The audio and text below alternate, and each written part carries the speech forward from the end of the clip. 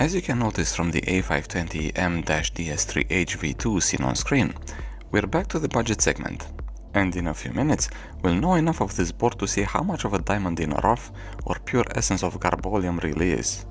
The naked VRM is par for the norm, to be completely honest, but the lack of heatsinks can be compensated by using a good downdraft cooler. As for the topologies used, the 4 V-core faces use a 1 high-side MOSFET coupled with 2 low-side MOSFETs connected in parallel. This is a fairly common circuit used also in video cards.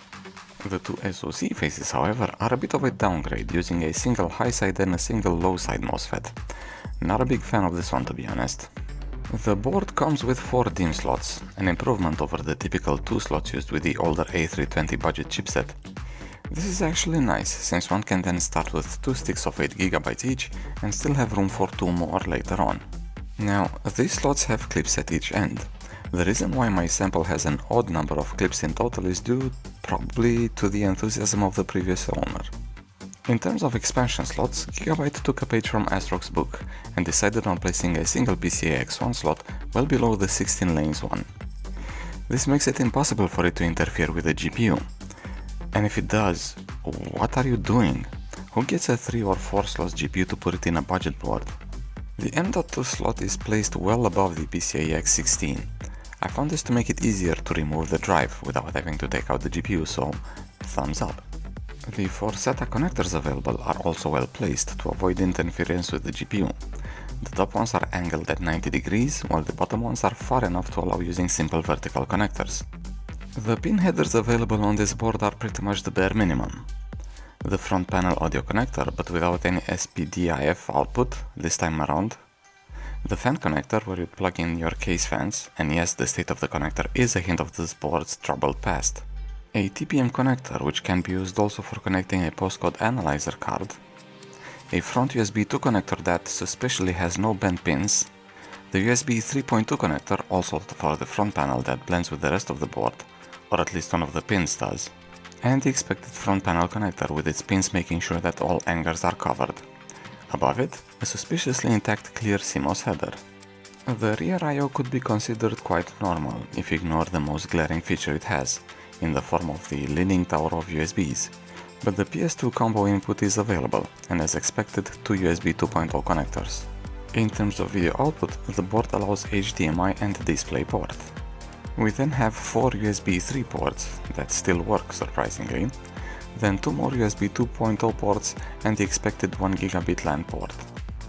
The audio solution is going to provide any surprises, and this goes even to the quality of the audio recording. Have a listen and then we'll go into the BIOS. This is for the GA-A520M-DS3H, rear audio panel, volume 100%, boost. Gigabyte's Easy Mode will give you a quick view of the status of your PC and will allow you to set an XMP profile. But that's pretty much it.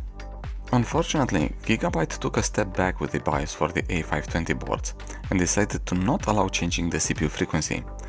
No overclocking for you, basically. But the core voltage can still be changed, albeit in a less intuitive way than what's available on other boards. Just like in the Easy mode, the Advanced mode also allows you to set your preferred XMP profile.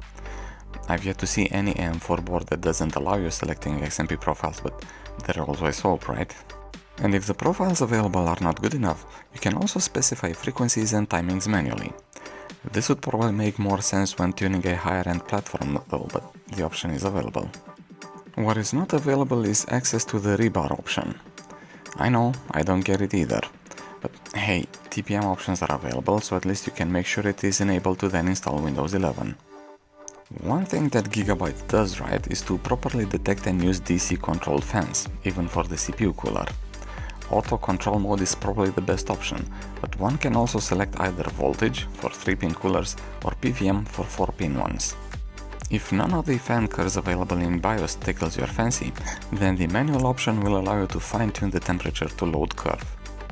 You then also have the option to save it, either in the BIOS or as a file on your HDD or a USB stick. I personally don't like how the budget boards evolved in time, at least not in the case of Gigabyte. Don't get me wrong, the 4 DIMM slots are a good thing, and so is the placement of the SATA ports. but the BIOS feels a bit neutered. No core frequency, undervolting is a bit more tricky, and rebar? Gigabyte acts like, what is this rebar that everybody asks about? And considering that the A520 chipset is, just like its A320 relative, a PCIe Gen 3 chip, one would be right to ask, why would one bother with it? Why not stick to the A320? There are better budget boards out there, and we've seen some previously. It remains to be seen if we'll encounter some of them in the future as well. As for this one, we're done. Thanks for watching, I hope you